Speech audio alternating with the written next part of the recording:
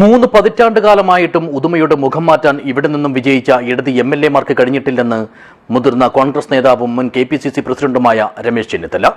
ഉദുമയിലും UDF സ്ഥാനാർത്ഥി K നീലകണ്ഠന്റെ തെരഞ്ഞെടുപ്പ് പ്രചരണ പര്യടനം ഉദ്ഘാടനം ചെയ്ത് സംസാരിക്കുകയായിരുന്നു അദ്ദേഹം. ഗുണമേന്മയോട് കൂടിയ ഉൽപ്പന്നങ്ങൾ മിതമായ നിരക്കിൽ Sreekrishna hardwares MG road Kasaragod. കഴിഞ്ഞ 10 വർഷം കൊണ്ട് ഇടതു സർക്കാർ നാടിനെ കുട്ടിച്ചോറാക്കിയിരിക്കുകയാണെന്നും അഴിമതിയും കൊള്ളയുമാണ് പിണറായി വിജയൻ സർക്കാരിന്റെ ലക്ഷ്യമെന്നും മുൻ പ്രതിപക്ഷ നേതാവും മുൻ KPCC പ്രസിഡന്റുമായ രമേശ് ചെന്നിത്തല കുറ്റപ്പെടുത്തി. ഉദുമ നിയോജക മണ്ഡലം UDF സ്ഥാനാർത്ഥി കെ നീലകണ്ഠന്റെ തെരഞ്ഞെടുപ്പ് പ്രചാരണ പര്യടനം ഉദുമയിൽ ഉദ്ഘാടനം ചെയ്ത് സംസാരിക്കുകയായിരുന്നു അദ്ദേഹം.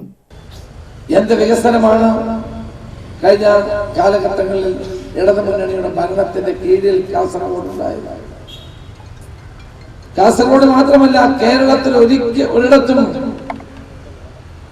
സമഗ്രമായ പുരോഗതിയോ വളർച്ചയോ ഉണ്ടായിട്ടില്ല. കിബിയിലൂടെ 3-4 കെട്ടിടം പണിയുന്ന മാത്രമല്ലല്ലോ വികസനം. കേരളത്തിലേക്ക് വന്ന വിദേശ മൂലധനം 300 കോടി മാത്രമാണ്.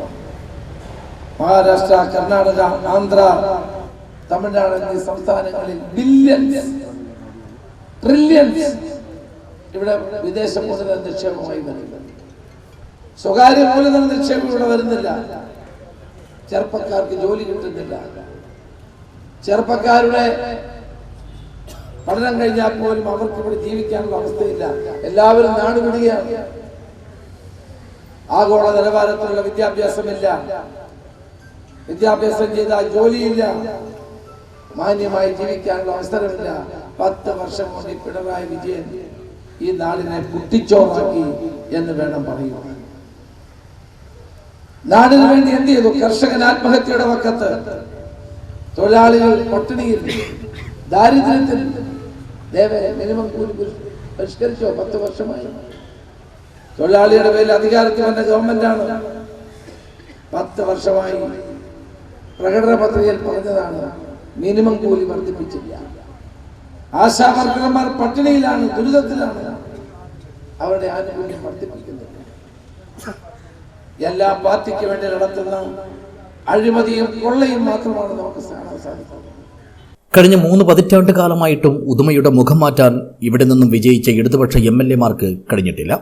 മാത്രമല്ല, കാസർഗോഡ് ജില്ലയുടെ സമഗ്ര വികസനത്തിനു വേണ്ടി ഉമ്മൻചാണ്ടി സർക്കാർ പ്രഖ്യാപിച്ച പ്രഭാകരൻ കമ്മീഷൻ റിപ്പോർട്ടിൽ നിർദ്ദേശിച്ച കാര്യങ്ങൾ പോലും ഉദുമ മണ്ഡലത്തിൽ ഇതുവരെ ഫലപ്രദമായി നടപ്പിലാക്കിയിട്ടില്ല. സ്വന്തം പാർട്ടിക്കാർക്ക് പിൻവാതിൽ നിയമനം നൽകാൻ മാത്രം ഭരിച്ച സർക്കാരാണിത്. 2 ലക്ഷം പേരെയാണ് ഇവരിങ്ങനെ പിൻവാതിൽ നിയമനം നടത്തി സർക്കാർ സർവീസിൽ പ്രവേശിപ്പിച്ചതെന്നും പറഞ്ഞ ചെന്നിത്തല, ഇതര സംസ്ഥാനങ്ങളിൽ ദശലക്ഷക്കണക്കിന് കോടികളുടെ വിദേശ നിക്ഷേപം വന്നപ്പോൾ കേരളത്തിൽ വെറും 300 കോടി രൂപയുടെ നിക്ഷേപം മാത്രമാണ് വന്നതെന്നതും ചൂണ്ടിക്കാട്ടി. 33 ദശാബ്ദക്കാലം, 30 വർഷത്തിലേറെ ഈ മണ്ഡലത്തിൽ ജയിക്കുന്നത് LDF ആണ്. പക്ഷേ കഴിഞ്ഞ 30 വർഷമായി ഉദുമയുടെ മുഖച്ഛായ മാറ്റാൻ ഒരു നടപടിയും സ്വീകരിക്കാത്ത ജനപ്രതിനിധികളാണ് ഇവിടെ നിന്ന് ജയിച്ചു വന്നത്.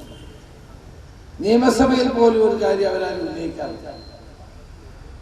നിയമസഭയിൽ പോലും ഇവിടുത്തെ ഏതെങ്കിലും ഒരു വിഷയം ഫലപ്രദമായി ഉന്നയിക്കാൻ ഇവിടുത്തെ ജനപ്രതിനിധികൾക്ക്, ഞാൻ 10-24 വർഷമായി നിയമസഭയിലുണ്ട്, ഇവരാരും ഉന്നയിക്കാറില്ല. കാസർഗോഡ് പാക്കേജ് വന്നത് ഉമ്മൻചാണ്ടി ഗവൺമെന്റ് കാലത്താണ്. നിങ്ങൾക്കറിയാം, അന്ന് KPCC പ്രസിഡന്റായിരുന്നു ഞാൻ നടത്തിയ സ്നേഹ സന്ദേശ യാത്രയുടെ ഭാഗമായി കിട്ടിയ നിവേദനങ്ങളെല്ലാം കൂടി സംഘടിപ്പിച്ച് നമ്മൾ ഉമ്മൻചാണ്ടിക്ക് കൊടുത്ത നിവേദനത്തിന്റെ അടിസ്ഥാനത്തിലാണ് കാസർഗോഡിന്റെ ആദ്യത്തെ കളക്ടറായ ശ്രീ പ്രഭാകരനെ കമ്മീഷണറായി വെച്ചു. കമ്മീഷണർ റിപ്പോർട്ട് കൊടുത്തു. അങ്ങനെയാണ് കാസർഗോഡ് പാക്കേജ് ആരംഭിച്ചത്. ഇനി ഏത് ഗവൺമെന്റ് കേരളം ഭരിച്ചാലും ആ കാസർഗോഡ് പാക്കേജ് നടത്തിയേ മതിയാവും. പക്ഷെ ഈ ഗവൺമെന്റ് ഫലപ്രദമായ നിലയിൽ ആ പാക്കേജ് മുന്നോട്ട് കൊണ്ടുപോകാൻ താല്പര്യം കാണിക്കുന്നത്. ഉത്തര മലബാറിന്റെ ഹൃദയമായ ഈ കാസർഗോഡ് ജില്ലയുടെ സമഗ്രമായ പുരോഗതിക്ക് വേണ്ടി ഒന്നും ചെയ്യാത്തൊരു ഗവൺമെന്റാണ്. ഞാൻ നിയമസഭയിൽ ചോദ്യം ചോദിച്ചു, എത്ര പിൻവാതിൽ നിയമനം 10 വർഷമായി നടത്തി? 2 ലക്ഷം പേര്. ആലോചിക്കാം. 2 ലക്ഷം ആളുകൾക്ക് പിൻവാതിലൂടെ നിയമനം കൊടുത്തൊരു ഗവൺമെന്റാണ്. ഈ പിൻവാതിൽ നിയമനത്തിന് പ്രത്യേകതയുണ്ട്.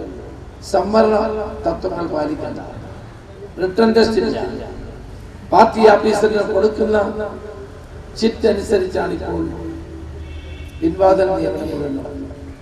ആ നിയമനങ്ങളിലൂടെ സ്ഥിരപ്പെടുത്താനായിരുന്നു ഈ ഗവൺമെന്റ് ഇപ്പോൾ തെരഞ്ഞെടുപ്പിന് മുമ്പ് ശ്രമിച്ചത്.